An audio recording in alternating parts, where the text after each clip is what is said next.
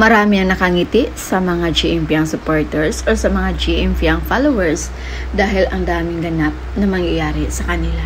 Una, kasama sila sa bida kapamilya na maganap sa Robinson's Galleria, South Atrium, San Pedro, Laguna ngayong November 10 at 4 p.m.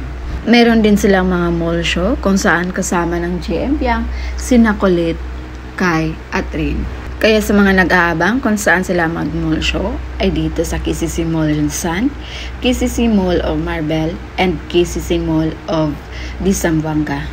So ayan guys, kakalabas pa lang nila sa bahay ni Kuya pero inula na agad ng blessings ang GM Fiang. Hindi lang kasi mall show, parang nagvo-voice recording na din sila if hindi ako nagkakamali based sa nakita natin na pinost ng mga supporters ng GM Fiang. Kaya confirm na daw talaga na ang ilayag ng ABS-CBN ay ang GM Fiang.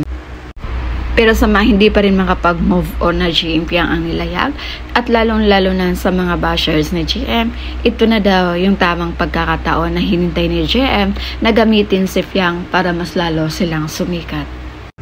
Sobrang halata naman daw na ginamit lang or manggagamit si GM at sumakay sa kasikatan ni Fiang. Base daw kasi sa interview ni GM kung saan ipinagtanggol niya sa Jazz ay halata naman daw na mahal niya ito. At kahit gaano pa daw kamahal ni GM, kung pag-uusapan daw ang career, talagang pipiliin niya si Fiang dahil doon siya aangat. Sabi nga nila, mind over heart. Guys, pa konting recap na lang sa mga nagsasabi ng ganon na ginamit nga ni GM si Fiang. Sa loob pa lang ng bahay ni Kuya, si Fiang na ang pinili ni GM. Si GM ay lagi nang nakadikit kay Fiang kahit na hindi pa nito alam na ito yung maging isang big winner. Dahil kahit ito, hindi si Fiang ang kanyang big winner, kundi si Kai. So hindi tama or hindi valid ang sinasabi nila na ginamit lang ni GM si Fiang dahil kaya niya namang mag-shine alone. Disclaimer lang guys, walang nangyaring gamitan. Depende na lang sa tao kung paano niya intindihin yung sitwasyon. At kung talagang mahal mo ang isang tao guys, kaya mo namang pagsabayin ang love life at ang career. Kaya pwede naman piliin ni GM si Jazz kung totoong mahal niya ito dahil kaya din naman nila makagawa ng projects dahil marami din naman ang kinilig sa kanila.